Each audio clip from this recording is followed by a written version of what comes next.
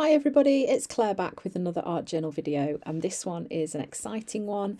I was lucky enough to be sent some of Natalie May Scrapbooking's fantastic new collage papers. These are very beautiful. There are so many to choose from. I will be stocking these in my shop on my website very soon. So this one is from the two called Spring Girls, and they are beautifully drawn. The colours are lovely, and these are the perfect size for fitting in the small 6-inch craft journal, as you can see. And almost you could just stick this image in your journal and that's it. They are so beautiful. It's like all the work's done for you. But one thing that I do like to do with Natalie May's collage papers is to pull the image out of the page and onto the page that's left over. So this one kind of inspired me with those lovely little craft coloured circles that are drawn on there, which are a bit reminiscent of flowers. And I kind of decided, this was where I decided when I was gluing it in, that I was going to do a cutout page on the left with the bit of page that was left over. And I was just going to pull those circles across. So this one here I'm drawing so that when this one is cut out, you'll still be able to see her face through it. And then I'm just sketching circles in so they're touching each other. Obviously, so the page will have some strength to it once it's cut out. I spent a little bit of time just mapping out where I wanted them to be, and then it was time to start cutting out. So I'm using my small craft mat from Dylusions and my craft knife, which is a scalpel style of craft knife.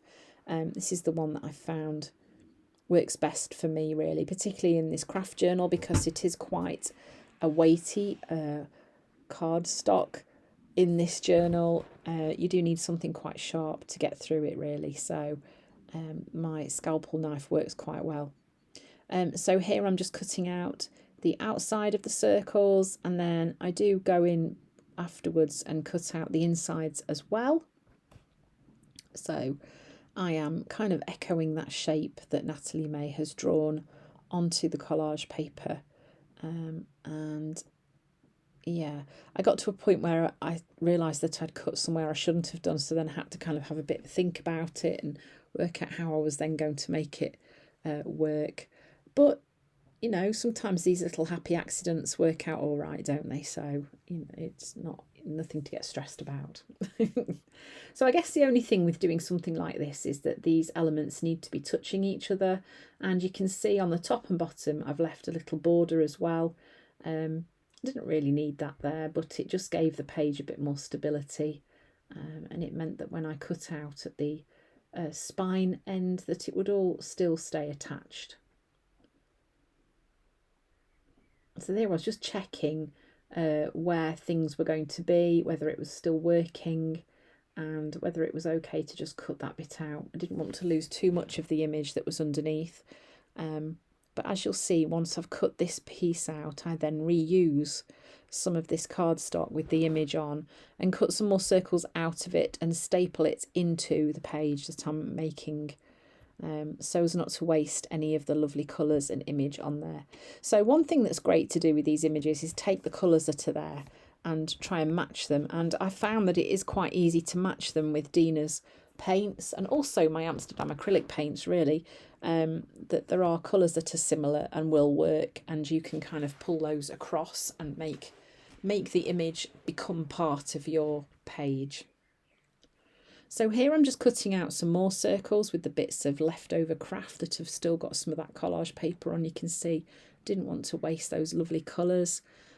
So cutting out some circles, and then they're going to be stapled in so that they kind of create that mesh of circles going across that left hand side of the page.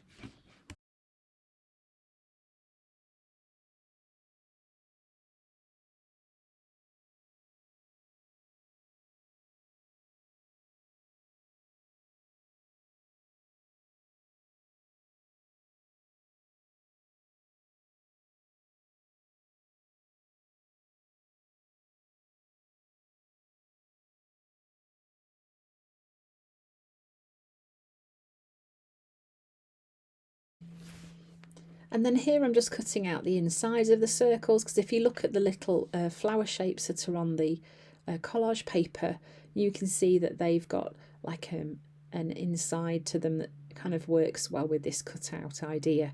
And also that big one, you can still see the face of the girl on the collage paper through the centre, so that works quite well when the page is closed.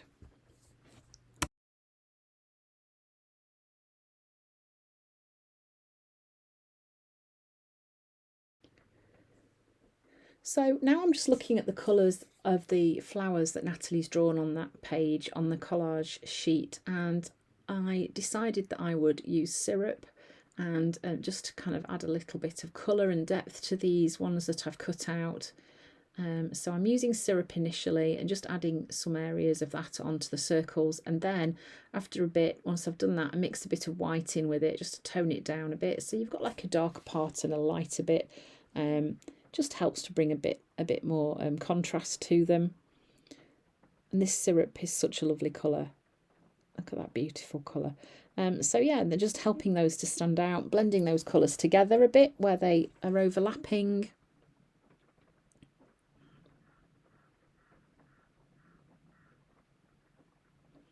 And just while that paint's wet, you can kind of smudge it with your finger and it creates a bit of a softer blend.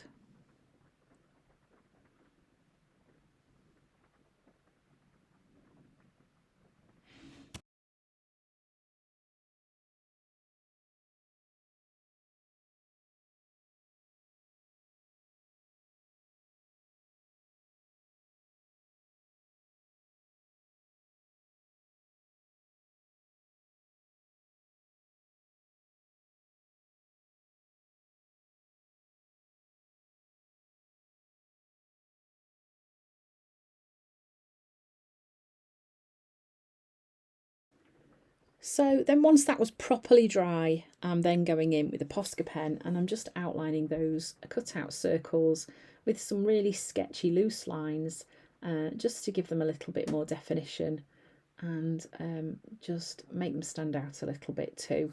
And also, again, just looking at taking inspiration from the image that Natalie May has drawn. And you can see how those kind of work, pulling them across from that image on the right-hand side. So yeah, not worrying too much about keeping those lines neat. I really, as you know, I do like that loose, sketchy look. And I just think that is really, really effective. Okay, and there she is peeking through. So now it was the point of, okay, I need to do something with the reverse side of this page. And I decided that I would look at the colours that I could see on the image and start to just kind of dot some of those colours around onto those circles, and then pull them up to the top of the page as well. So I think I've started off with night, and then I've added in a little bit of blackberry, and then that's fuchsia. These colours are so pretty together. So there was no gesso on this page either. This is just going straight onto the craft surface. So it is being a little bit thirsty and drinking up some of that colour. But I kind of like the muted tone that it gives. It works quite well with this collage paper. There's definitely a softness about it. Yeah, very, very beautiful. So then I am using my dotty stamp, just going in and adding some mark making onto my page, and as you can see, look at that underpaper that's I've been using to protect my pages on my journal. It's got little bits and bobs of colour and marks on while I've been creating this page, and I ended up falling in love with it completely. I've put it to one side. I'm going to have to do something with it. Sometimes those little things that happen, like the underpapers from pages that are completely unintentional, can end up being the most amazing thing. So here I'm just using my Signo Uniball in white, and I'm trying to outline these circles, but my pen keeps falling off the edge. It doesn't matter, I'm not bothered. I wasn't going for neat again, I was going for sketchy. I think that's the only way to do it with something like this, unless you're going to really, really draw around them very, very slowly. Yeah, and as you know, just make sure that your background is really, really well dried before you try anything like this, because it can break your pen. Like it won't ever work again. So the reason I did white on that bit was just to bring some contrast to this. So this is a text stamp by Natalie May. Just using that to bring in some text onto my page. And then I decided on my quote, the quieter you become, or is it we? Yeah, the quieter you become. And I thought, initially I was going to write the whole quote on that first circle on the front. Couldn't fit it in, so I thought, that's okay, I'll finish it on the other side.